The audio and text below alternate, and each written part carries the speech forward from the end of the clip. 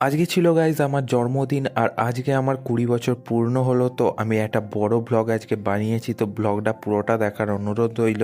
ভিডিওটা প্রচুর ইন্টারেস্টিং হবে।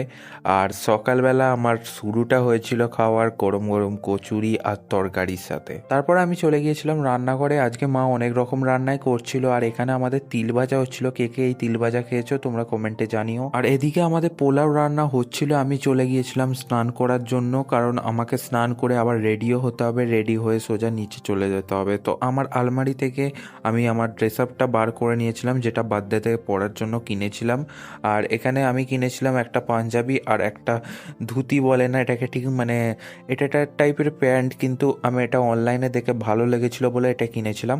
আর এখানে দেখতে পাচ্ছ এই ড্রেস আপটা পরে কেমন লাগবে তোমরা অবশ্যই কমেন্ট করবে। আর এখানে আমার যে বেস্ট ফ্রেন্ড ঘড়িটা পাঠিয়েছিল সেটাও আমি বার করে পরে নিয়েছিলাম। আর এখানে নিচে গিয়েছিলাম, মাটন কষা হচ্ছিল, ওর একটা আলাদাই সেন্ট আমার নাকে আসছিলো, তার জন্য নিচে চলে গিয়েছিলাম। আর আমাকে এই ড্রেস আপটা পরে কেমন লাগছে তোমরা কমেন্টে অবশ্যই জানিও।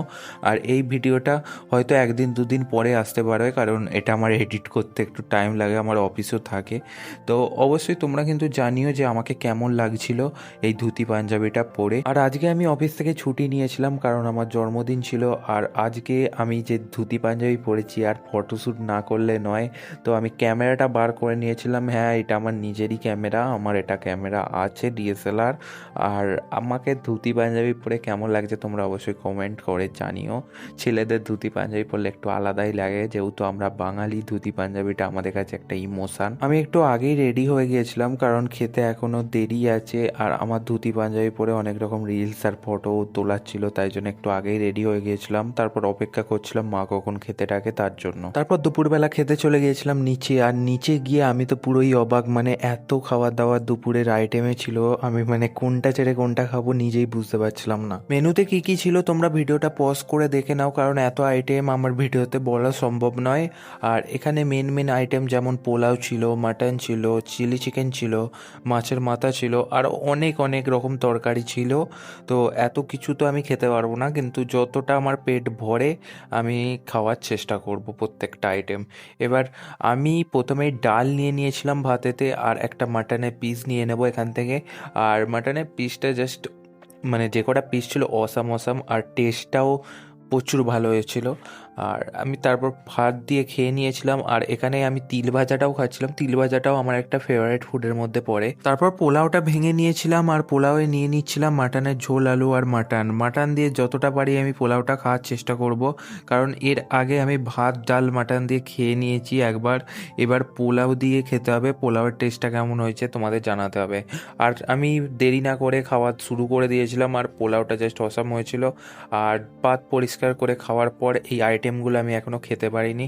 তো এবার অল্প অল্প করে চাটনি পায়েস এগুলো খাবো। আর তারপর একটা দুটো মিষ্টি খাওয়ার চেষ্টা করব, কারণ পেট আমার এমনিতে ভর্তি হয়ে গিয়েছিল গাইস। তারপরে এক পিস মাটন অবশিষ্ট ছিল, তো দেরি না করে ওটাও খেতে শুরু করে দিয়েছিলাম। আর মাটনের পিসগুলো একদম ভালোভাবে সেদ্ধ হয়েছিল, যার কারণে ওটার টেস্ট আরও বেশি ভালো লাগছিল। তো গাইস দেখো, জিভে জল এনে দেওয়ার মতো, মানে কালারটাও হয়েছিল, টেস্টটাও হয়েছিল। আর তারপর আমি চাটনিটা দিয়ে পাঁপড়গুলো খাচ্ছিলাম, বেশ ভালোই হয়েছিল চাটনিটাও। এটা টমেটোর চাটনি ছিল। আর তারপর পায়েসটা খাচ্ছিলাম, আর পায়েসটা খেতে সেই হয়েছিল। পায়েসটাও আমি খেয়ে দেখাচ্ছি তোমাদের টেস্ট কেমন হয়েছে, সেটাও তোমাদের অবশ্যই বলবো।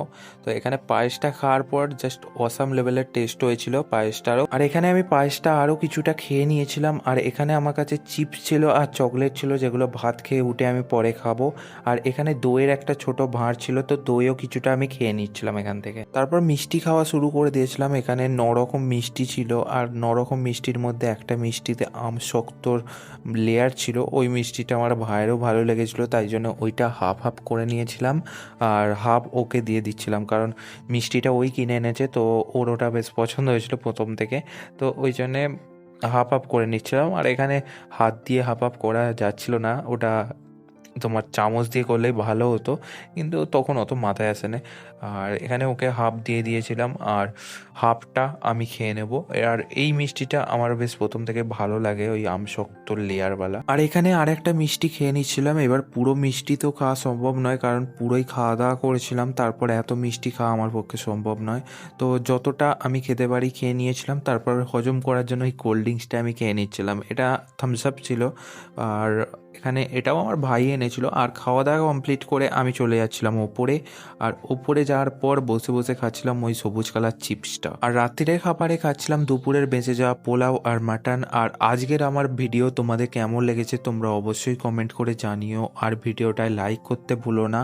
আর তোমরা যদি নতুন হয়ে থাকো আমার চ্যানেলে, অবশ্যই সাবস্ক্রাইব করে বেল আইকনটা অলে সেট করে দাও। আমার প্রত্যেকটা ভিডিও থেকে তোমরা নতুন কিছু অবশ্যই শিখতে পারবে। দেখা হচ্ছে পরের ভিডিওতে।